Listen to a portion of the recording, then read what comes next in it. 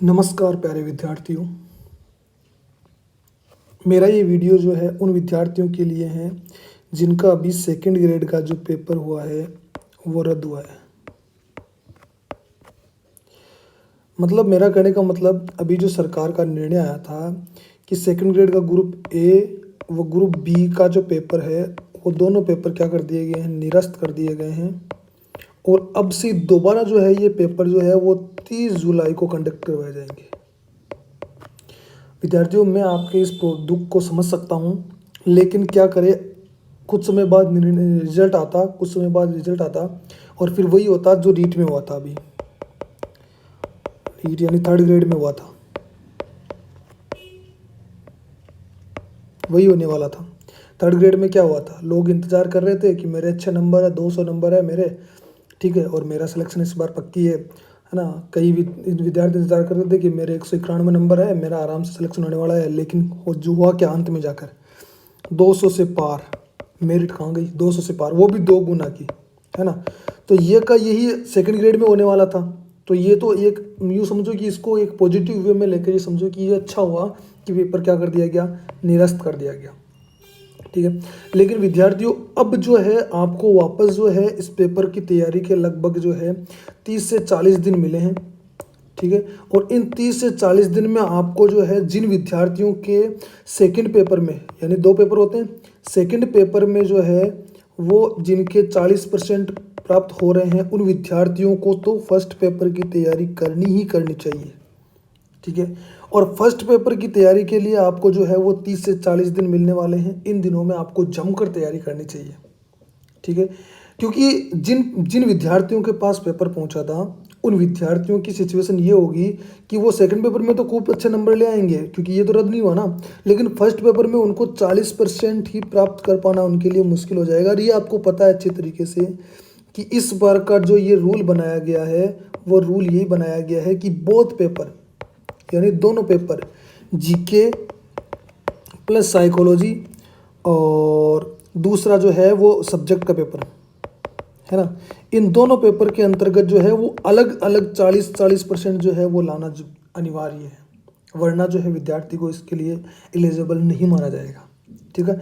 तो ऐसे सिचुएशन में आपको जो है वो जीके की तैयारी और साइकोलॉजी की तैयारी वापस जम के करनी चाहिए और 40% लाना जरूरी है। क्योंकि जिन विद्यार्थियों के पेपर पिछली बार पेपर आउट हुआ था, जिन विद्यार्थियों को पेपर प्राप्त हुआ था, उनकी यह हालत है कि वो 40% ही नहीं ला पाएंगे, है ना। तो इसलिए आपके लिए सुनहरा मौका होगा जो है आपको इस बार सिलेक्शंस की दौड़ में लाएगा, ठीक है। मैं ये वीडियो आपके लिए इसलिए लेके आया हूँ विद्यार्थियों, क्योंकि फर्स्ट पेपर में 40% अंक प्राप्त करने का मतलब हो गया, 40% प्राप्त करने का मतलब आपको 80 नंबर लाना पड़ेगा। 80 नंबर का मतलब आपको 20 क्वेश्चन जो है वो क्या करना पड़ेगा, सही करना पड़ेगा, ठीक है।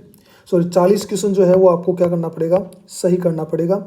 और इन 40 क्वेश्चन में से 20 क्वेश्चन जो है वो आपके आएंगे साइकोलॉजी के, आपके किसके आएंगे, साइकोलॉजी के। और ये 20 क्वेश्चन की तैयारी करवाने की जिम्मेदारी आप मुझ पे छोड़ दीजिए। मैं आपको जो है इन 20 क्वेश्चंस की अच्छे से तैयारी करवाऊंगा। और मैं आपको ये गारंटी देता हूं कि जिस दिन आप पेपर देखोगे उस दिन आपको मेरी आवाज़ सुनाई देगी कि वास्तव में जो सर ने बताए थे वही क्वेश्चन जो है एग्जाम में आ रहे हैं। क्योंकि मैं आपको जो रिसेंटली जो पेपर हुए हैं आरपीएससी के जितने भी, ठीक है, चाहे वो सेकंड ग्रेड के हो, चाहे वो पीटीआई के हो, ठीक है, चाहे वो फर्स्ट ग्रेड के हो, चाहे वो थर्ड ग्रेड के हो, चाहे वो रीट का हो, जितने भी पेपर अभी रिसेंटली हुए हैं, इनमें जितने भी साइकोलॉजी के क्वेश्चन आए हैं, उन क्वेश्चनों को मैं जो है वो आपको अच्छे से तैयार करवाने वाला हूँ। क्योंकि विद्यार्थियों, हर बार ऐसा ही होता है कि कई बार क्वेश्चन आता है तो कई बार तो हूबहू क्वेश्चन अगले पेपर में रिपीट हो जाता है। और कई बार उन क्वेश्चनों के जो ऑप्शन होते हैं, उन ऑप्शंस में से प्रश्न बन के आ जाते हैं, ठीक है। तो ऐसे सिचुएशन में आपको जो है वो कंप्लीट तैयारी में करवाऊंगा। मैं आपको क्वेश्चन तो बताऊंगा ही बताऊंगा, क्वेश्चन का उत्तर भी बताऊंगा, साथ ही साथ में आपको जो है वो क्वेश्चन के जो 4 ऑप्शन और आए हैं, उन ऑप्शंस के बारे में भी मैं आपको डिटेल से पूरी जानकारी बताऊंगा कि ये ऑप्शन जो है इस क्वेश्चन में क्यों आया है, इस ऑप्शन का क्वेश्चन में क्या महत्व है, ठीक है। तो आज से जो है आपके लिए अगले 30 दिन, मतलब 30 जुलाई तक, 30 जुलाई से पहले मैं ये कहूँ तो 25 जुलाई तक जो है वो आपको मैं टोटल जितने भी पुराने एग्जाम्स में, प्रीवियस एग्जाम्स में जितने भी क्वेश्चंस आए हुए हैं साइकोलॉजी से रिलेटेड, है ना, वो सारे कंप्लीट सॉल्व करवाऊंगा मैं आपको, ठीक है। और लास्ट के जो 4 दिन बचेंगे, 25, 26, 27, 28 और 29, इन 4 दिन के अंदर जितने भी मैं क्वेश्चन आपको करवा रहा हूँ इन 25 दिन के अंदर, उन सारे 25 से 30 दिन के अंदर जितने भी मैं क्वेश्चन आपको करवा रहा हूँ, उन सारे क्वेश्चंस को मैं 4 दिन में मैराथन के माध्यम से जो है आपको वापस रिवाइज करवा दूंगा, ठीक है। और किसी भी प्रश्न को, साइकोलॉजी का एक रूल है, आपको साइकोलॉजी समझने के लिए उसके इंग्लिश टर्म्स जो है वो आपको समझने ही पड़ेंगे, क्योंकि हिंदी में साइकोलॉजी पढ़ते हो आप और कई बार एग्जाम में ऐसा होता है कि हिंदी में ऑप्शन कुछ और ही लिखा हुआ होता है, हिंदी वाले का अर्थ आप समझ ही नहीं पाते हो, जबकि इंग्लिश में साइकोलॉजी वो की वही रहती है, ठीक है। इंग्लिश में कोई चेंजेस नहीं होता, तो हूबहू ऑप्शन आपको इंग्लिश में मिलने वाले हैं, हिंदी में नहीं मिलते हैं, कई बार ऑप्शन चेंज हो जाते हैं, ठीक है। हिंदी में एक शब्द के अनेक अर्थ होते हैं, जबकि इंग्लिश के अंतर्गत जो है वो एक शब्द एक ही होता है और वही जो है वो इसके अंतर्गत डाले हुए हैं, ठीक है। तो इसलिए अपन साइकोलॉजी में जो है वो कंप्लीट 40-30 दिन की तैयारी के अंतर्गत जो है वो कंप्लीट साइकोलॉजी की तैयारी करेंगे, 0 से लेकर कंप्लीट तक, ठीक है। ये सिर्फ क्वेश्चंस करवाना ही मेरा उद्देश्य नहीं होगा, आपने, मुझे पता है कि पहले साइकोलॉजी की थ्योरी खूब अच्छे से पढ़ी हुई है, ठीक है। अब आपको जो है ये कंप्लीट साइकोलॉजी जो है वो क्वेश्चंस के माध्यम से पूरी रिवाइज करने की जिम्मेदारी आप मेरे पे छोड़ दीजिए। और विद्यार्थियों विश्वास कीजिए, मैं आपको ये कहता हूँ कि ये जो साइकोलॉजी के 20 क्वेश्चन है 40 नंबर के, मतलब यूँ कहें तो आपको 40% प्राप्त करने में 50% रोल निभाएंगे ये, ठीक है। और यही जो है वो आपको 40% कंप्लीट करवाने में महत्वपूर्ण भूमिका अदा करेंगे, क्योंकि साइकोलॉजी का एक निश्चित सिलेबस है और निश्चित पैटर्न है, वहीं से आपको क्वेश्चन मिलने वाले हैं। कई क्वेश्चंस रिपीट भी होने वाले हैं, कई क्वेश्चंस नए भी होने वाले हैं, कई क्वेश्चंस ऑप्शन से भी बनने वाले हैं। तो उन सारे तरीकों को मैं आपको बताऊंगा और कंप्लीट साइकोलॉजी का रिवीजन जो है मैं आपको 30 दिन में कंप्लीट करवा दूंगा, ठीक है। तो विद्यार्थियों, आज अपन शुरू करते हैं अपने फर्स्ट क्लास। और इस फर्स्ट क्लास में अभी जो पीटीआई का पेपर हुआ था, पीटीआई सेकंड ग्रेड का पेपर हुआ था, है ना, पीटीआई सेकंड ग्रेड का पेपर हुआ था, ये पेपर हुआ था, कब हुआ था, ये पेपर हुआ था 30 अप्रैल को। कब हुआ था? 30 अप्रैल। रिसेंटली हुआ है, 2023 में हुआ है ये पेपर, ठीक है। रिसेंटली 30 अप्रैल को ये पेपर हुआ था और इस पेपर का अपन सॉल्यूशन देखेंगे, हिंदी भी और इंग्लिश भी, ठीक है, और समझेंगे कि इसका क्या मतलब होता है, क्या नहीं होता, ठीक है। तो देखिए विद्यार्थियों, शुरू करते हैं, श्री गणेश करते हैं। जिसमें पहला क्वेश्चन है वो है शिक्षा मनोविज्ञान मनोविज्ञान के किस पक्ष से संबंधित है, ठीक है। सीधा सीधा क्वेश्चन उठ आया है कि educational psychology is a branch related with which aspect of psychology. अब देखो इस क्वेश्चन को हिंदी में देखो, सैद्धांतिक यानी शुद्ध मनोविज्ञान, आधारभूत मनोविज्ञान, उपचारात्मक मनोविज्ञान और व्यवहारात्मक मनोविज्ञान, ठीक है। हालांकि मनोविज्ञान जो है वो व्यवहारात्मक मनोविज्ञान है, लेकिन आपको ये समझना है कि ये क्वेश्चन जो है ये इंग्लिश में अगर आप पढ़ोगे तो आपको इसका आंसर मिलने वाला है कि जो है शिक्षा मनोविज्ञान जो है वो अप्लाइड साइकोलॉजी से संबंधित है, ठीक है। ये क्वेश्चन कहाँ से निकल के आया है? देखो विद्यार्थियों, ये क्वेश्चन कहाँ से निकल के आया है, इस क्वेश्चन को समझना। ये क्वेश्चन निकल के आया है कि जेम्स ड्रेवर ने जो है वो 1964 के अंतर्गत, 1964 के अंतर्गत जो है वो शिक्षा मनोविज्ञान की परिभाषा दी थी, ठीक है। और उस शिक्षा मनोविज्ञान की परिभाषा से ये क्वेश्चन उठ के आया है। परिभाषा क्या थी? जेम्स ड्रेवर की परिभाषा थी कि शिक्षा मनोविज्ञान प्रयुक्त मनोविज्ञान की एक ऐसी शाखा है जो शिक्षा में मनोवैज्ञानिक नियमों एवं परिणामों के उपयोग से तथा साथ ही साथ शिक्षा की समस्याओं के मनोवैज्ञानिक अध्ययन से संबद्ध है। अब देखो यहाँ पे साफ साफ लिखा हुआ है कि प्रयुक्त मनोविज्ञान, और प्रयुक्त मनोविज्ञान का इंग्लिश टर्म जो होता है साइकोलॉजी, अप्लाइड साइकोलॉजी। इसी परिभाषा को इंग्लिश में समझे अपन, तो इंग्लिश में है educational psychology is that branch of applied psychology which is concerned with the applications of psychological principles and finding to education together with the psychological study of problems of education, ठीक है। तो यहाँ पे साफ साफ लिखा हुआ है, पहली परिभाषा में शुरुआत की लाइन यही है कि psychology, educational psychology is that branch of applied psychology. आया कि नहीं आया? तो यहीं से ये क्वेश्चन निकल के आया है। और प्रथम क्वेश्चन जो फर्स्ट क्वेश्चन है उस क्वेश्चन का आंसर होगा 4, ऑप्शन नंबर 4। शिक्षा मनोविज्ञान मनोविज्ञान के किस पक्ष से संबंधित है शाखा है? तो शिक्षा मनोविज्ञान के व्यवहारात्मक पक्ष से संबंधित शाखा है। अगला देखो, अगला क्वेश्चन है शैक्षिक मनोविज्ञान किसी व्यक्ति के जन्म से लेकर वृद्धावस्था तक सीखने के अनुभवों का वर्णन और व्याख्या करता है। ये परिभाषा किसके द्वारा देगी? तो ये सीधी सीधी परिभाषा है, एजुकेशनल साइकोलॉजी। ये सीधी सीधी परिभाषा उठ के आई है। पहले वाला क्वेश्चन परिभाषा में से उठ के आया था और अब की बार सीधी सीधी परिभाषा उठ के आई है, जिसका उत्तर होगा क्रो एंड क्रो। ये परिभाषा जो है वो क्रो एंड क्रो ने दी थी कि educational psychology describes and explains the learning experience of an individual from birth through old age. ये परिभाषा किसने दी थी? तो ये परिभाषा दी थी क्रो एंड क्रो ने। तो यहां से ये क्वेश्चन कंप्लीट हो गया। अगला क्वेश्चन देखना, ये देखो बहुत बढ़िया क्वेश्चन आया, बहुत ही मस्त क्वेश्चन आया है। पियाजे जो है ऐसा मनोवैज्ञानिक है, स्विट्जरलैंड का ऐसा मनोवैज्ञानिक है जिसका ऐसा कोई एग्जाम नहीं है। आरपीएससी का देख लो, आप अधीनस्थ बोर्ड का देख लो, आप चाहे स्टेट का देख लो, यूपी टेट का देख लो, चाहे सेंट्रल की कोई सी भी जिसमें मनोविज्ञान है, वहाँ पे से आपको पियाजे का क्वेश्चन तो आपको हमेशा मिलेगा ही मिलेगा। ठीक है, तो ये क्वेश्चन क्या है देखना कि पियाजे के अनुसार मौजूदा संज्ञानात्मक संरचना में नवीन सूचना को सम्मिलित करना। देखो अब पियाजे ने जो है ना, जीन पियाजे, इन्होंने बालक में अनुकूलन के लिए, किसके लिए? अनुकूलन के लिए, एडोप्टेशन के लिए जो है, अनुकूलन के लिए जो है वो कुछ टर्म्स दिए हैं, जिनमें पहला टर्म्स जो है वो है एसिमिलेशन। पहला टर्म क्या है? एसिमिलेशन। और दूसरा टर्म क्या है? एकोमोडेशन। तीसरा टर्म क्या है? इक्विलिब्रियम। पहला है एसिमिलेशन, दूसरा एकोमोडेशन और तीसरा है इक्विलिब्रियम। ठीक है, ये तीन टर्म्स जो है वो किसने दिए हैं? जीन पियाजे। हालांकि स्कीमा भी जीन पियाजे ने दिए हैं, लेकिन अनुकूलन से रिलेटेड जो शब्द दिए हैं वो 3 शब्द दिए हैं किसने? जीन पियाजे ने। अब कई विद्यार्थी यहाँ कंफ्यूज हो जाते हैं। अब इंग्लिश में जो देखो हिंदी में जो लिखा हो ना, आत्मसातकरण, इसको हिंदी में कई नामों से जाना जाता है। इसको आत्मीकरण भी कहते हैं, इसको समावेशन भी कह सकते हैं।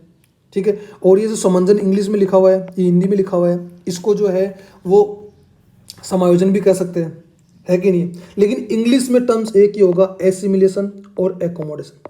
देखना, एसिमिलेशन का मतलब होता है कि बालक जो होता है वो किसी संप्रदाय को समझने के लिए अपनी मौजूदा या प्राचीन यानी पुरानी पूर्व ज्ञान और मौजूदा संप्रदाय का ज्ञान का उपयोग करके जो है किसी वस्तु के बारे में जानकारी ग्रहण करता है। वो तो क्या हो गया? एसिमिलेशन। यानी कि पुरानी जानकारी में ही किसको जोड़ दिया जाता है? नवीन जानकारी को जोड़ दिया जाता है। जैसे एग्जाम्पल देखना कि बालक ने एक घोड़ा देखा, तो उसके पेरेंट्स ने उसको बोला कि ये घोड़ा है। बालक ने समझ लिया कि घोड़ा है, 4 टांग है, एक गर्दन है, ठीक है, और एक पूंछ है। लेकिन कुछ समय बाद जब बालक को क्या दिखाई दिया? ऊंट। तो बालक ने ऊंट को भी क्या बोल दिया? घोड़ा।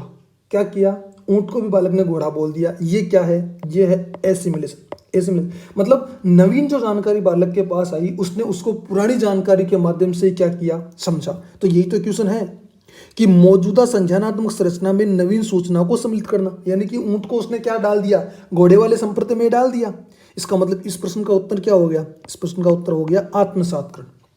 ठीक है, दूसरा है अकोमोडेशन। अकोमोडेशन में क्या होता है? अकोमोडेशन में बालक जो होता है किसी नवीन समस्या को समझने के लिए जो है वो क्या करता है? अपने पुराने संप्रदाय में क्या करता है? परिवर्तन करता है।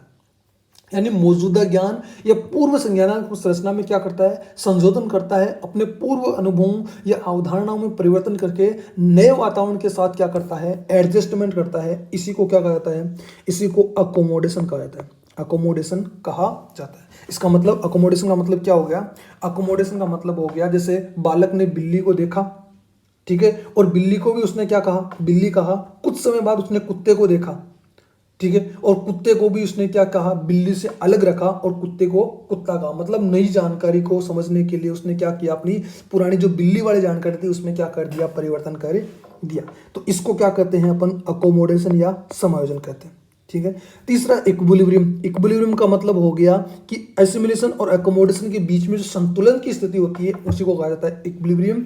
और इसमें स्कीमा का मतलब हो गया बालक किसी किसी संप्रदाय को समझने के लिए जो उसकी मानसिक संरचना होती है उसी को क्या कहा जाता है, स्कीमा कहा जाता है। एक परिभाषा के तरीके से अगर अपन देखें तो यूँ कहा जा सकता है कि बाह्य वातावरण के समानांतर मानसिक रूप से चलने वाली प्रक्रिया क्या कहलाती है, स्कीमा कहलाती है। ये चारों शब्द ही हालांकि जीन पियाजे ने दिए हैं, ये चारों शब्द ही जो है जीन पियाजे के बहुत ही इंपॉर्टेंट शब्द है। यहाँ से हर एग्जाम में क्वेश्चन आता है, इन चारों शब्दों में से हर एग्जाम में आपको क्वेश्चन मिलेगा ही मिलेगा, ठीक है। लेकिन इस प्रश्न का उत्तर होगा वो क्या होगा, इस प्रश्न का उत्तर होगा आत्मसात्करण।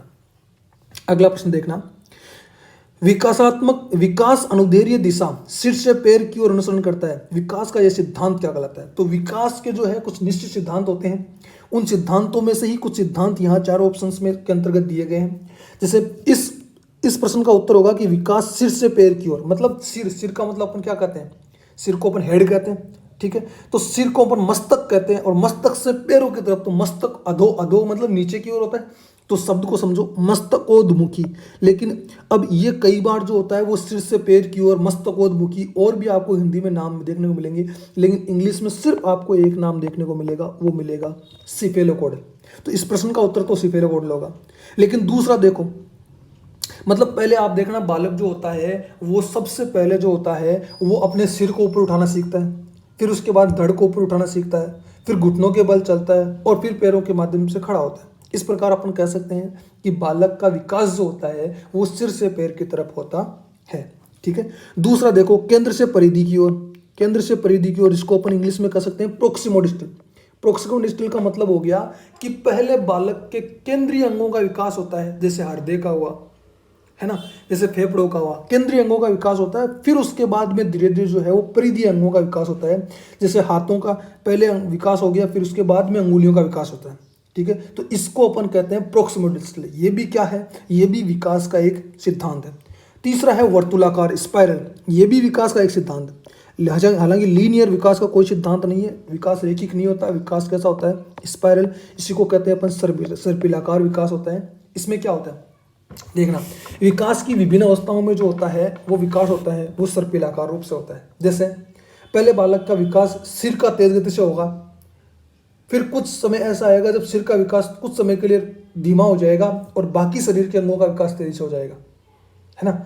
फिर कुछ समय बाद ऐसा आएगा, फिर सिर का विकास तेजी से होगा, और फिर कुछ अंगों का जो है विकास, सिर का विकास रुक जाएगा और कुछ अंगों का विकास तेजी से होना शुरू हो जाएगा। इस प्रकार यूं कहे तो विकास जो होता है वो ऐसा वर्तुलाकार चलता है, कभी धीमा कभी तेज, कभी धीमा कभी तेज, इस प्रकार वर्तुलाकार विकास चलता है। इसी को कहा जाता है स्पाइरल डेवलपमेंट। तो ये तीनों के तीनों ऑप्शन, जो शुरुआत के तीनों ऑप्शन है, ये तीनों के तीनों ऑप्शन जो है विकास के सिद्धांत है। लेकिन लाइनर कोई विकास का सिद्धांत नहीं होता। अपने को यहाँ पूछा है कि विकास अनुदैर्ध्य दिशा यानी सिर से पैर की ओर अनुसरण करता है, इसका मतलब सिर का विकास कैसा है, यहाँ पे इसका मतलब क्या हो गया, इसका मतलब हो गया मस्तकोद्मुखी या सिफेलोपोडी। अगला क्वेश्चन देखना, अगला क्वेश्चन है कोहलबर्ग से आया हुआ क्वेश्चन है, बढ़िया क्वेश्चन है, शानदार क्वेश्चन है। देखना कि कोहलबर्ग के सिद्धांत के अनुसार व्यक्तिगत आवश्यकताएं एवं दूसरों के नियम सही एवं गलत का निर्धारण करते हैं। मतलब बालक की व्यक्तिगत आवश्यकताएं, मतलब बालक की खुद की जरूरतें, और इसके साथ कोई दूसरे उस पर नियम या रूल बना के देते हैं, बालक उन्हीं नियमों को सही मानता है। दूसरों के द्वारा बनाए गए सही नियमों को बालक सही मानता है और गलत नियमों को बालक गलत मानता है। यह बालक के नैतिक विकास की किस स्तर से संबंधित है, किस स्तर से संबंधित है। तो ध्यान रखना, कोहलबर्ग जो है उसने नैतिक विकास की 3 स्तर दिए हैं, और 3 स्तरों में प्रत्येक में 2-2 अवस्थाएं दी है। टोटल उसने 6 अवस्थाएं बताई है, ठीक है। 3 स्तरों की 6 अवस्थाएं बताई है। पहला स्तर है प्रीकंसेप्चुअल स्तर, प्रीकन्वेंशनल स्तर, दूसरा है कन्वेंशनल, और तीसरा है पोस्ट कन्वेंशनल। 3 स्तर उसने बताए थे।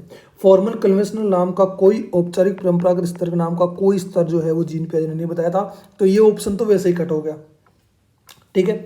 इसके अलावा जो 2-3 ऑप्शन बचे हैं उनमें प्री कन्वेंशनल स्टेज जो है उस स्तर के अंतर्गत, पूर्व परंपरागत स्तर जो है इस स्तर के अंतर्गत 2 अवस्था उन्होंने बताई। पहले तो है दंड एवं आज्ञाकारिता उन्मुक्ता, और यही वो अवस्था होती है जिस अवस्था के अंतर्गत बालक को जो है वो दंड का भय होता है, और बड़ों द्वारा जो नियम बताए जाते हैं बालक को, ये देखो दूसरों के नियम, बड़े जो होते हैं वो बालक के दूसरे तो होते हैं, तो दूसरों के नियम जो होते हैं वो ही सही और गलत का निर्धारण करता है, और बालक उन्हीं के अकॉर्डिंग काम करता है। तो इस प्रश्न का उत्तर तो यही होगा, ठीक है। और इसमें बालक की कुछ व्यक्तिगत जरूरतें भी, आवश्यकताएं भी इसमें महत्वपूर्ण भूमिका अदा करेगी। ठीक है। तो प्री कन्वेंशनल स्तर की दो अवस्थाएं होगी, दंड एवं आज्ञाकारिता उन्मुक्ता, साधनात्मक सापेक्षता उन्मुक्ता। दूसरा है कन्वेंशनल स्तर। कन्वेंशनल स्तर में दो अवस्थाएं होती है, good boy nice girl stage, और दूसरी होती है सामाजिक क्रम संपोषित उन्मुक्ता। ठीक है। तीसरा पोस्ट कन्वेंशनल स्तर, और पोस्ट कन्वेंशनल स्तर की भी दो अवस्थाएं होती है, वो होती है सामाजिक अनुबंध उन्मुक्ता और सार्वत्रिक नीति सिद्धांत उन्मुक्ता। ठीक है। इस नैतिक विकास के कोहलबर्ग का जो सिद्धांत है ये बहुत ही महत्वपूर्ण सिद्धांत है। इसको अपन बाद में कभी नया वीडियो लेकर जो है इनको डिटेल से पढ़ेंगे। अभी जो है इस प्रश्न का उत्तर क्या होगा, वो होगा पूर्व परंपरागत स्तर। ठीक है। अगला प्रश्न देखना, स्किनर के संक्रिय अनुकूलन सिद्धांत के अंतर्गत किस पुनर्बलन अनुसूची में अधिगमकर्ता को एक निश्चित समय अंतराल पुनर्बलन प्रदान किया जाता है। ये देखो पुनर्बलन अनुसूची किसने दी थी, स्किनर ने। स्किनर का जो सिद्धांत था अधिगम का, क्रिया प्रसूत अधिगम का सिद्धांत है ना, उस सिद्धांत के अंतर्गत स्किनर ने पुनर्बलन को बहुत ही महत्वपूर्ण माना और उन्होंने पुनर्बलन अनुसूची दी थी। उस पुनर्बलन अनुसूची में जो है इन्होंने सबसे जो है अधिगमकर्ता को निश्चित समय के आधार पर जो देखो इन्होंने जो है पुनर्बलन अनुसूची दी थी, उस अनुसूची में इन्होंने पुनर्बलन बताया, एक तो सतत पुनर्बलन, एक बताया इन्होंने असतत पुनर्बलन। ठीक है। या इसको अपन कह सकते हैं आंशिक पुनर्बलन, असतत को अपन क्या कह सकते हैं, आंशिक पुनर्बलन। ठीक है। और इसने आंशिक पुनर्बलन को फिर दो भागों में बांटा, एक तो अनुपात के आधार पर और एक बांटा था समय के आधार पर। किसके आधार पर, समय के आधार पर। और समय के आधार पर इसने दो भागों में बांटा, एक तो निश्चित समय में और एक परिवर्त्य समय में। यानी कि 5 मिनट बाद, फिर अगले 5 मिनट बाद, फिर अगले 5 मिनट, लगातार जो है वो पुनर्बलन या पुरस्कार दिया जाता है, तो उसको तो कहते हैं निश्चित पुनर्बलन।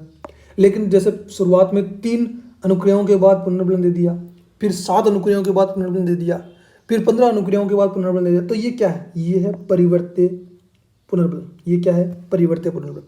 तो यहाँ पे क्या कहा गया कि निश्चित समय अंतराल के पश्चात पुनर्बलन देना क्या कहलाता है, निश्चित अंतराल पुनर्बलन क्या कहलाता है, निश्चित अंतराल पुनर्बलन। तो ये देखो ये क्या है, निश्चित अंतराल पुनर्बलन है। तो इसका उत्तर क्या हो गया, फिक्स्ड इंटरवल यानी निश्चित समय, फिक्स्ड इंटरवल यानी निश्चित समय जो पुनर्बलन दिया जाता है वो इसके अंतर्गत आ गया। अगला देखना प्रश्न नंबर 65।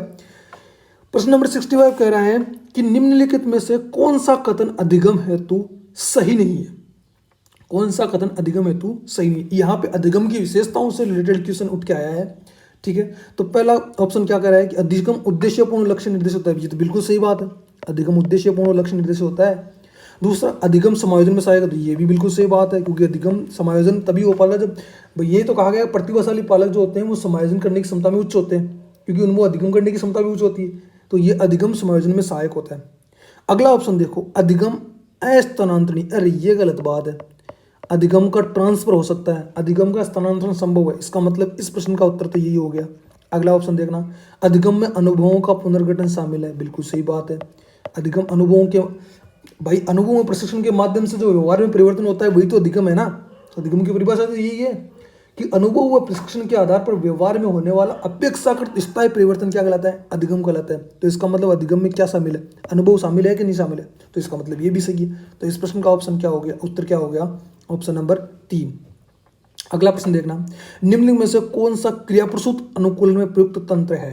क्रियाप्रसूत अनुकूलन, ये क्रियाप्रसूत अनुकूलन किसने दिया था भाई, क्रियाप्रसूत अनुकूलन। अब देखो यहाँ पे समझने की चीज है, क्रियाप्रसूत अनुकूलन जो है वो, इसका उत्तर तो ये होगा रूपण या शेपिंग, इंग्लिश में ध्यान रखना शेपिंग, चेनिंग एंड शेपिंग। ठीक है। क्रियाप्रसूत अनुकूलन किसने दिया था, क्रियाप्रसूत अनुकूलन जो है स्किनर का दिया हुआ है, स्किनर से दूसरा क्वेश्चन आ गया, ध्यान रखना। तो क्रियाप्रसूत अनुकूलन में शेपिंग जो है इससे रिलेटेड शब्द है, लेकिन ये 3 शब्द भी आपको समझना होगा। पहला स्कैफोल्डिंग, तो स्कैफोल्डिंग किसने दिया था, स्कैफोल्डिंग सामाजिक संज्ञानात्मक सिद्धांत दिया था किसने, वाइगोत्स्की ने। और वाइगोत्स्की ने स्कैफोल्डिंग शब्द दिया था जिसका हिंदी अर्थ होता है मचान। देखो यहाँ पे देखो, मैंने कहा था ना इंग्लिश टर्म्स आपको समझने होंगे, देखो यहाँ हिंदी टर्म दिया हुआ नहीं है, सीधा इंग्लिश कर दे दिया। अब क्या कर लोगे, जिसका हिंदी अर्थ होता है मचान। मचान का मतलब क्या होता है, मचान का मतलब होता है बालक को दिया जाने वाला सहारा, मतलब बालक जो बिना सहारे के काम कर सकता है, ठीक है, और सहारा देने के बाद में काम कर सकता है। तो बालक सहारा देने के बाद उसकी जो है निष्पादन क्षमता क्या हो जाती है, बढ़ जाती है। तो इस सहारे को ही क्या कहा जाता है, स्कैफोल्डिंग कहा जाता है। ठीक है, इसके बाद में है ये जो शब्द दिया हुआ है धारण, ये धारण शब्द जो गया है ये सामाजिक अधिगम के सोपानों में से दिया गया। सामाजिक अधिगम के सोपान बताए थे किसने, वाइगोत्स्की ने 4 सोपान बताए थे। अटेंशन, रिटेंशन, अटेंशन का मतलब ध्यान केंद्रित करना, रिटेंशन का मतलब उसको धारण करना, रिप्रोडक्शन का मतलब हो गया वैसा का वैसा दोबारा करना, और रीइंफोर्समेंट का मतलब हो गया उसके बाद में उसको प्रोत्साहन प्राप्त होना। तो ये धारण शब्द जो है उनमें से आया हुआ है, किनमें से, सामाजिक अधिगम के सोपानों में से। और इसके बाद में है इंक्यूबेशन जो निकल के आया है वो निकल के आया है सृजनात्मकता के चरणों में से। कहाँ से निकल के आया है, सृजनात्मकता के भी 4 चरण बताए गए थे। कितने चरण बताए गए, 4 चरण, जिनमें पहला है प्रिपरेशन का मतलब प्रस्तावना, तैयारी करना। ठीक है, दूसरा है वो है इंक्यूबेशन, पहला प्रिपरेशन, दूसरा इंक्यूबेशन, तीसरा इल्यूमिनेशन और चौथा वेरिफिकेशन, मतलब प्रस्तावना, फिर उद्भवन, फिर प्रबोधन, और लास्ट में जो आता है वो आता है सत्यापन या प्रमाणीकरण। तो वहां से निकल के आ गया उद्भवन। लेकिन इस प्रश्न का उत्तर क्या है, वो है शेपिंग यानी रूपण। ये क्रिया प्रसूत अनुकूलन से संबंधित है। अगला प्रश्न देखना, निम्न में से कौन सी व्यक्तित्व आकलन की प्रक्षेपी विधि है। अब देखो, व्यक्तित्व आकलन की यानी कि किसी व्यक्तित्व की पहचान के लिए कुछ मापन विधियां दी गई है, और इन विधियों को प्रक्षेपी विधियों और अप्रक्षेपी विधियों 2 में डिवाइड किया गया है। किन में डिवाइड किया गया है, प्रक्षेपी विधियों और अप्रक्षेपी विधियों में। आपने सुना होगा TAT, thematic apperception test, CAT, child apperception test, IBT, ink blotting test, SCT, sentence completion test या story completion test, FWAT, free word association test, PFT, picture frustration test. ये सारी की सारी किसके अंतर्गत आते हैं, ये सारी की सारी प्रक्षेपी विधियों के अंतर्गत आते हैं। तो देखो, वाक्य पूर्ति, सेंटेंस कंप्लीटेशन टेस्ट, यानी कि ये तो प्रक्षेपी विधि है। दूसरी शब्द साचरी, फ्री वर्ड एसोसिएशन टेस्ट, ये भी किसके अंतर्गत आती है, ये भी प्रक्षेपी विधि के अंतर्गत आती है। ठीक है, इसके बाद में बात करते हैं अपन। अब देखो, यहाँ 4 ऑप्शन से 3 ऑप्शन और दिए हैं। तीसरी है समाजमिति विधि। तो क्या समाजविधि विधि जो है वो प्रक्षेपी विधि में आती है क्या, नहीं आती। समाजविधि विधि अप्रक्षेपी विधि में आती है, और अप्रक्षेपी विधि में भी 2 प्रकार की होती है, एक तो होती है आत्मनिष्ठ विधियां और एक होती है वस्तुनिष्ठ विधियां। तो समाजविधि समाजमिति किन में है, ये वस्तुनिष्ठ विधियों में। किन में है, वस्तुनिष्ठ विधियों में। ठीक है, अगला है कर्म निर्धारण मापनी।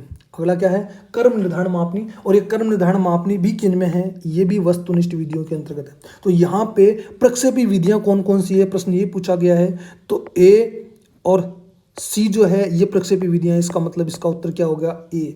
यानी कि देखो, सेंटेंस कंप्लीटेशन टेस्ट और फ्री वर्ड एसोसिएशन टेस्ट, ये दोनों के दोनों किसके अंतर्गत आते हैं, ये दोनों के दोनों आते हैं जो है प्रक्षेपी विधियों के अंतर्गत। अगला प्रश्न देखना, जब एक व्यक्ति द्वारा अपने कार्य या व्यवहार को किसी युक्ति का सहारा लेकर उचित सिद्ध करने का प्रयास किया जाता है तो रक्षात्मक, ये है डिफेंस मैकेनिज्म से आया हुआ क्वेश्चन। देखो, ये कहाँ से आया हुआ है, डिफेंस मैकेनिज्म से आया हुआ क्वेश्चन। रक्षा युक्तियां, समायोजन के तरीके जो है उनमें से ये क्वेश्चन निकल के आया है। असमायोजन की स्थिति में समायोजन कैसे किया जाता है, डिफेंस मैकेनिज्म से ये क्वेश्चन निकल के आया है। ठीक है, अब देखो, इसको इंग्लिश में समझोगे तो समझ में आओगे। सबसे पहला ऑप्शन क्या है, रेशनलाइजेशन। पहला ऑप्शन क्या है, रेशनलाइजेशन। रेशनलाइजेशन का मतलब क्या हो गया, रेशनलाइजेशन मतलब हिंदी में अपन कहते हैं युक्तिकरण या औचित्य स्थापन। युक्तिकरण या औचित्य स्थापन। ठीक है, और यहां पे देखो क्या कहा, जब एक व्यक्ति द्वारा अपने कार्य व्यवहार को किसी युक्ति का सहारा लेकर उचित सिद्ध किया जाता है तो पहला ऑप्शन इसका उत्तर हो गया तर्क संगतिकरण, जिसको युक्तिकरण या औचित्य स्थापन भी कहते हैं। इसमें व्यक्ति द्वारा सत्यभाषी तर्क दिया जाता है, हालांकि वो सत्य नहीं होता लेकिन सत्यभाषी तर्क दिया जाता है। जैसे एग्जाम्पल देखना, इसका एग्जाम्पल होता है अंगूर खट्टे हैं, नींबू मीठे हैं। व्यक्ति जो है जब अंगूरों तक पहुंच नहीं पाता तो वो क्या क्या बहाना बनाता है कि अंगूर खट्टे हैं, है ना। तो ये जो है ये तर्क दे रहा है व्यक्ति, क्या रहा है, किसी युक्ति का क्या ले रहा है, सहारा ले रहा है।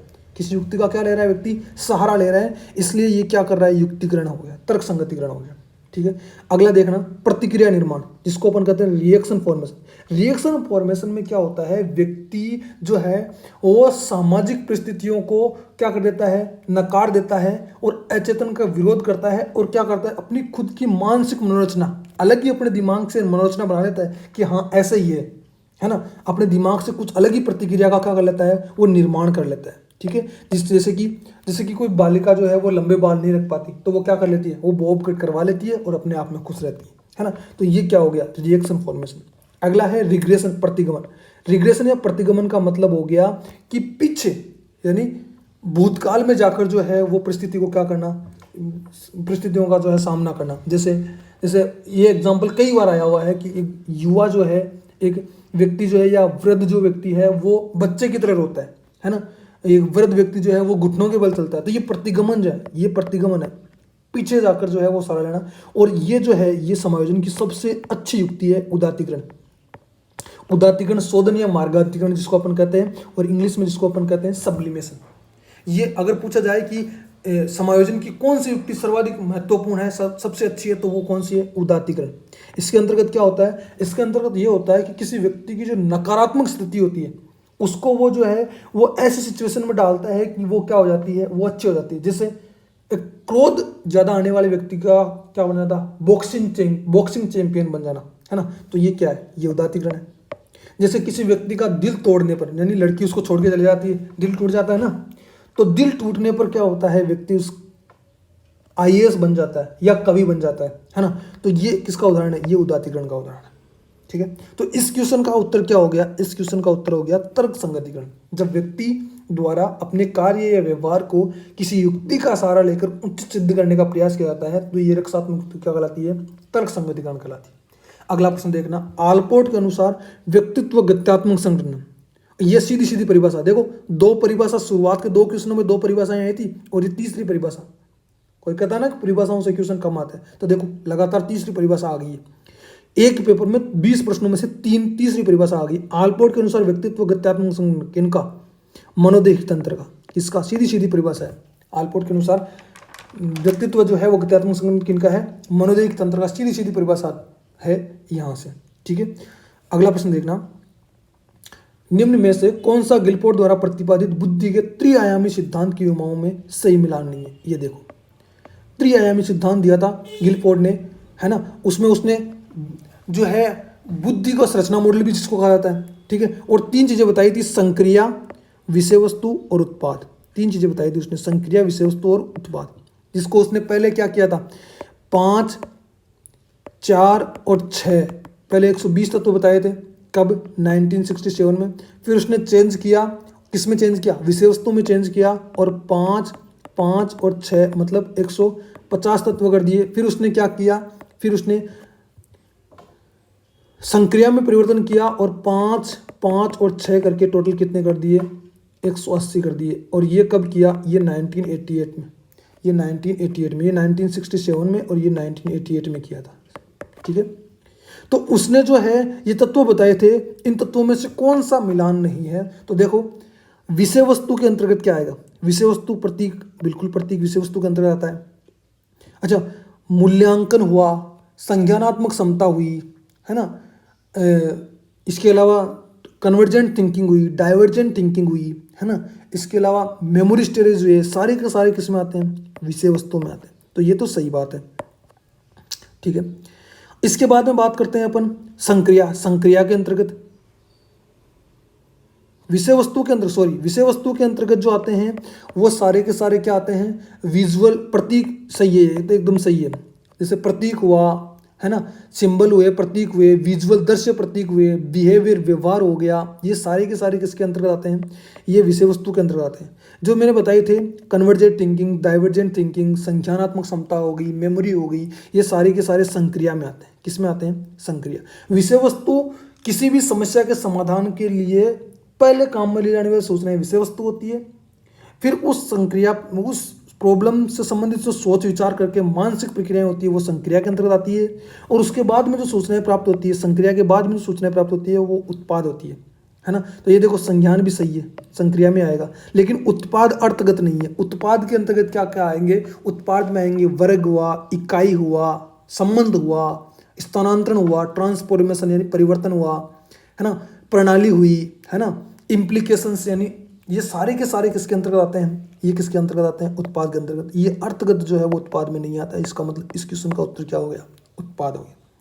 अगला प्रश्न देखना, निम्न में से कौन सा एक सामूहिक शाब्दिक बुद्धि परीक्षण का उदाहरण? ये देखो, बुद्धि परीक्षण जो है उनको सामूहिक और शाब्दिक बुद्धि परीक्षण का अपने को उदाहरण बताना है।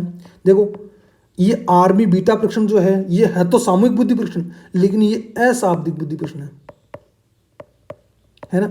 रेवेनिस प्रोग्निस मैट्रिक पता चल रहा है, रेवेनिस प्रोग्निस ये भी अशाब्दिक बुद्धि परीक्षण है। अच्छा, आर्मी अल्फा परीक्षण ये इसका सही आंसर है, क्योंकि ये क्या है, सामूहिक शाब्दिक बुद्धि परीक्षण है, ठीक है। और वेस्लर वेलेबी बुद्धि परीक्षण ये जो है ये मिश्रित प्रकार का बुद्धि परीक्षण है। ये भाई मिश्रित प्रकार का बुद्धि परीक्षण है, जिसके अंतर्गत शाब्दिक भी है और अशाब्दिक भी है। इसके अंतर्गत दो चीजें आती है वेस्लर वेलेबी। Wechsler intelligence scale for children ये 5 से 15 वर्ष के बच्चों के लिए आती है, और वेस्लर एडल्ट इंटेलिजेंट स्केल जो है ये किसके अंतर्गत आता है, ये जो है वयस्कों के लिए 16 से लेकर 64 के लिए। तो ये दो स्केल जो है किसके अंतर्गत आती है, वेस्लर वेलेबी बुद्धि परीक्षण के अंतर्गत आती है। तो इस प्रकार ये कौन सा बुद्धि परीक्षण हो गया, मिश्रित प्रकार का बुद्धि परीक्षण हो गया, ठीक है। तो इस प्रश्न का उत्तर क्या हो गया, इस प्रश्न का उत्तर हो गया आर्मी अल्फा बुद्धि परीक्षण। अगला प्रश्न देखना, ये देखो बाकर मेहंदी। बाकर मेहंदी बहुत ही मतलब सृजनात्मकता से संबंधित है, बहुत ही फेमस जो है इसका प्रयोग है। अब बाकर मेहंदी के परीक्षण में क्या उप परीक्षण शामिल नहीं है, देखो प्रश्न पूछा है शामिल नहीं है। देखो, परिणाम परीक्षण बाकर मेहंदी में शामिल है ना। अप्रचलित प्रयोग यानी कि अनयूजुअल यूज टेस्ट यानी असामान्य प्रयोग भी जो है वो इसके अंतर्गत शामिल है। किसके अंतर्गत, बाकर मेहंदी के अंतर्गत। अच्छा, नवीन संबंध परीक्षण भी बाकर मेहंदी के अंतर्गत शामिल है, लेकिन पूछना और अनुमान लगाना जो है यह बाकर मेहंदी में शामिल नहीं है। इसका मतलब इसका उत्तर ये हो गया। बाकर मेहंदी में देखो टोटल जो है वो टोटल शाब्दिक परीक्षण 4 है। पहला परिणाम परीक्षण, दूसरा अप्रचलित उपयोग परीक्षण, तीसरा नए संबंधों का पता लगाना, और चौथा है उत्पाद सुधार परीक्षण। ये 4 परीक्षण जो है वो बाकर मेहंदी के उप परीक्षण है, जिनमें ये पूछना और अनुमान लगाना जो है वो शामिल नहीं है। इसका मतलब इसका उत्तर क्या हो गया, आस्क एंड गेस टेस्ट, ठीक है। अगला देखना, निम्नलिखित में से कौन सी एक प्राथमिक अभिप्रेरकों की विशेषता, प्राथमिक अभिप्रेरक जिनको अपन कहते हैं आंतरिक अभिप्रेरक है ना, और द्वितीयक अभिप्रेरक जिनको अपन कहते हैं बाह्य अभिप्रेरक। अच्छा, अभिप्रेरकों का वर्गीकरण जो है थॉम्सन ने भी किया था। थॉम्सन ने 2 प्रकार बताए थे, स्वाभाविक और कृत्रिम। मेस्लो ने किया था, मेस्लो ने 2 बताए थे, जन्मजात और अर्जित, है ना। गेरेट ने भी जो है वो अभिप्रेरकों का वर्गीकरण किया, जैविक, मनोवैज्ञानिक और सामाजिक। लेकिन यहां पूछा है कि कौन सा प्राथमिक नहीं है। प्राथमिक का मतलब कौन सा जन्मजात नहीं है, कौन सा आंतरिक नहीं है। तो देखो, अंतर्जात का मतलब तो आंतरिक हो गया।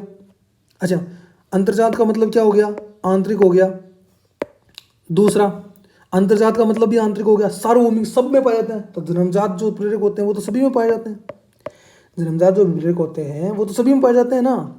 अगला देखो, जन्मजात तो होता ही होता है, लेकिन अर्जित जो होता है वो बाह्य अभिप्रेरक है। और ये बाह्य अभिप्रेरक किस में आते हैं, ये आते हैं सेकेंडरी मोटिव्स में आते हैं। किस में आते हैं, द्वितीयक अभिप्रेरकों में या सेकेंडरी मोटिव्स आते हैं। तो ये तो पूछा है कि प्राथमिक अभिप्रेरक नहीं है, तो प्राथमिक अभिप्रेरक नहीं है तो सेकेंडरी अभिप्रेरक है। सेकेंडरी अभिप्रेरक कौन सा है, वो है अर्जित अभिप्रेरक, ठीक है। अगला देखना, अगला अभिप्रेरणा चक्र। अभिप्रेरणा चक्र जो है वो किसने दिया था, हिलगार्ड ने दिया था। हिलगार्ड ने अभिप्रेरणा चक्र दिया था। और अभिप्रेरणा मोटिवेशन इक्वल्स टू क्या था, NDI। नीड का मतलब हो गया आवश्यकता, ड्राइव का मतलब हो गया चालक, और इंसेंटिव, और क्या हो गया, इंसेंटिव का मतलब हो गया प्रोत्साहन या पुरस्कार। तो देखो, नीड तो है, कौन सा अभिप्रेरणा चक्र से संबंधित नहीं है, प्रश्न नहीं है पूछा है ना। तो देखो, नीड तो है, ड्राइव भी है, और इंसेंटिव भी है। क्या नहीं है, इमोशन नहीं है, संवेग नहीं है। तो ये जो है अभिप्रेरणा चक्र जो है वो किसने दिया था, हिलगार्ड ने।